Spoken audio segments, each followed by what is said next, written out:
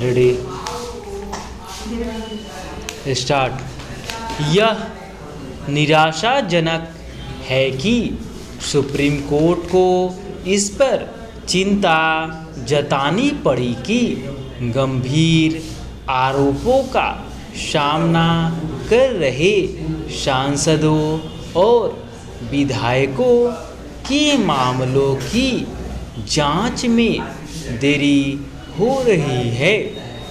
ये वे मामले हैं जो सीबीआई अथवा प्रवर्तन निदेशालय ने दर्ज किए हैं। सुप्रीम कोर्ट ने सरकार को जिस तरह यह निर्देश दिया कि वह सीबीआई और प्रवर्तन निदेशालय को आवश्यक संख्याबल उपलब्ध कराए, उससे यही स्पष्ट होता है कि ये एजेंसियां संसाधनों के अभाव का सामना कर रही हैं।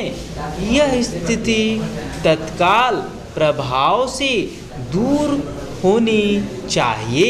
जब ऐसा होगा तभी ऐसे किसी नतीजे पर पहुंचा जा सकता है कि केंद्रीय सत्ता राजनीति के अपराधीकरण के सिलसिले को थामने को लेकर गंभीर है।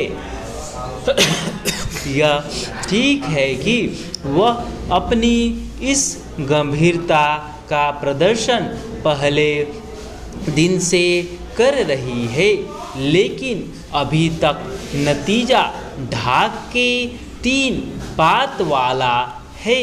प्रत्येक चुनाव के बाद यही देखने सुनने को मिलता है कि गंभीर आरोपों का सामना करने वाले जनप्रतिनिधियों की संख्या में कोई उल्लेखनीय गिरावट नहीं आई। भारतीय लोकतंत्र के लिए यह स्थिति ठीक नहीं। दुर्भाग्यवश एक लंबे अरसे से यही स्थिति है और इसका कारण यह है कि निर्वाचित प्रतिनिधि अपने खिलाफ चल रहे मामलों की सुनवाई में अड़ंगा डालने में समर्थ हो जाते हैं। सुप्रीम कोर्ट ने इस मामले में सरकार से जो अपेक्षा व्यक्त की वह उचित ही है, लेकिन खुद उसे यह देखना होगा कि जनप्रतिनिधियों के खिलाफ चल रहे मामलों का समय पर निस्तारण न हो पाने के पीछे एक बड़ी वजह सुस्त न्याय प्रक्रिया है।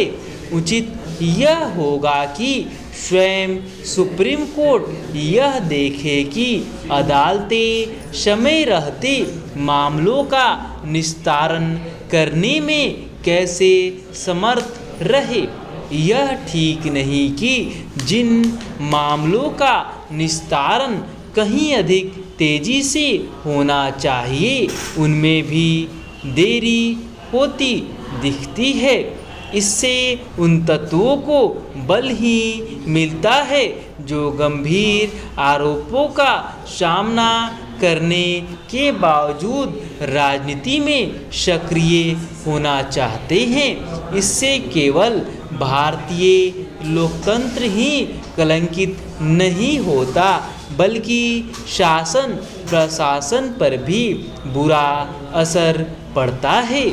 यह समझना कठिन है कि गंभीर आरोपों का सामना कर रहे जनप्रतिनिधियों के मामलों की सुनवाई विशेष अदालतों की ओर से किए जाने के बावजूद स्थितियों में कोई उल्लेखनीय बदलाव आता क्यों नहीं दिख रहा है।